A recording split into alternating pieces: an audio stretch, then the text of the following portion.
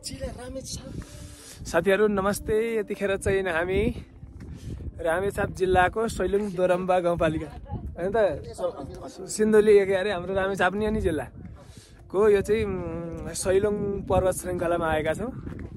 यो चाहिँ नेपालको महाभारत पर्वत श्रृङ्खलाको सबैभन्दा टप स्थान हो। यहाँदेखि मास्तिर चाहिँ महाभारत पर्वत श्रृङ्खला छैन नेपालमा। एकदम राम्रो छ यताको भ्यू, ट्याक्क लाएर अति रमणीय। यता पछाडि करिब 100-150 हिमालका चुचुराहरू देख्न सकिन्छ।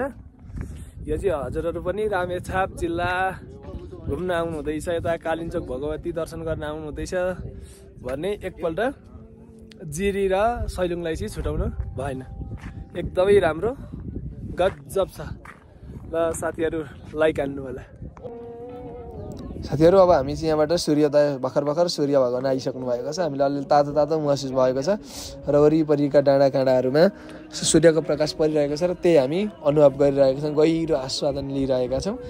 हजुरले देख्न सक्नुहुन्छ यो चाहिँ भ्यू टावर माथिको भर्खर सूर्योदय भइसकेको दृश्य हो। एकदमै राम्रो। माथि सैलुङ्गेमा चौरी डुलाउनेलाई भन्दिनु है भन्दिनु। अलिक हाला आयो, ठिक छ। यतिको फोटो चाहिँ ठिक्क छ। अब भन्दिनु है भन्दिनु के भन्दिनु त्यहाँ देखो चाहिँ तपाईहरु भन्दिनुस्। एकदमै राम्रो ब्युटिफुल प्लेस। नेपालको रामेछाप जिल्लाको सैलुङ दोरम्बा गाउँपालिका। के नगरपालिका? गाउँपालिका। ल गजब छ। हामी 4 जिल्लाका 5 जना भएर घुम्न आएका छौं। त पछाडि सरहरु हुनुहुन्छ। एकपल्ट तपाईहरु घुम्ने हो भने सैलुङ आउनुस्। नमस्कार। उहाँलाई चाहिँ मैले गाइड गरेर ल्याएको घुमाउन। उहाँ एकदम प्रफुल्ल हुनुहुन्छ, यसमा कुनै सन्देह छैन। यहाँ मैले जतिजना ल्याएको छु सबै प्रफुल्ल। अब सैलुङ गइसकेपछि यसको यहाँ हुने सूर्योदय हेर्न त छुटाउनु हुने कुरै भएन, किनभने हाम्रो इलामको जुन श्रीअन्तु छ, श्रीअन्तुमै जस्तो टाइपले हामीले यहाँबाट अनुभव गर्न सकिन्छ सूर्योदयको। हजुरहरु सूर्योदयलाई यसरी हेर्न सक्नुहुन्छ है त। बिस्तारै भइरहेको सैलुङबाट सूर्य उदयको देख्न सक्नुहुन्छ तपाईहरुले।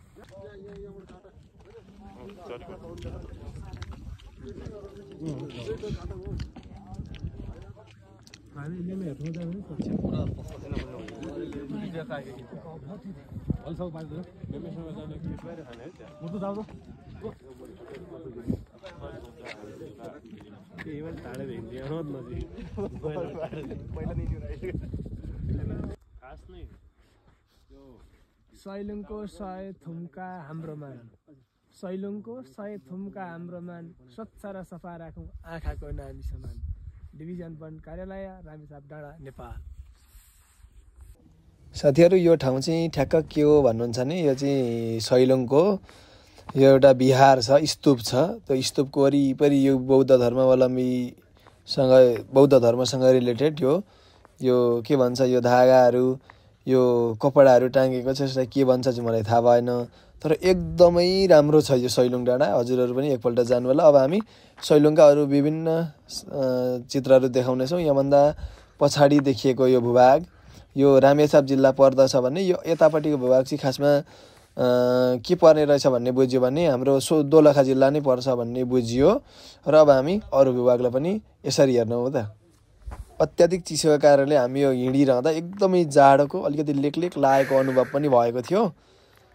यस्तो दामी ठाउँ छ। यो पारी देखिएका हिमालहरू भए हैन, चुचुराहरू भए, पारी देखिएको त्यो अहिलेको भर्खरको सहर भनेको दोलखाको चरीकोट भयो।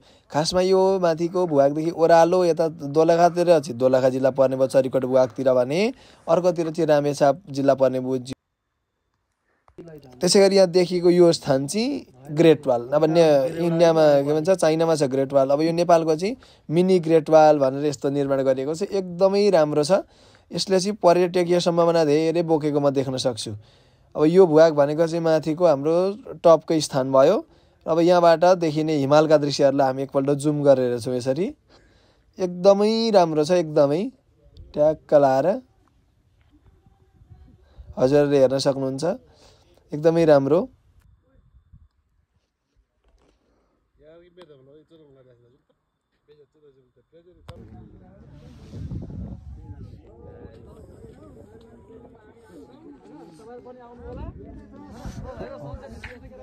यति भ्लग दिनुपर्छ।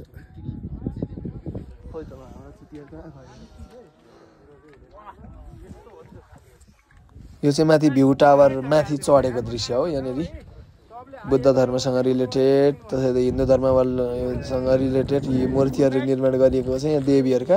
यहाँबाट चाहिँ पर्यटकहरू सूर्योदय हेर्न आतुर हुनुहुन्छ। सूर्योदय कस्तो हुन्छ भन्ने कुरा चाहिँ हामीले अघि नै राखिसकेका छौँ यसै भिडियो।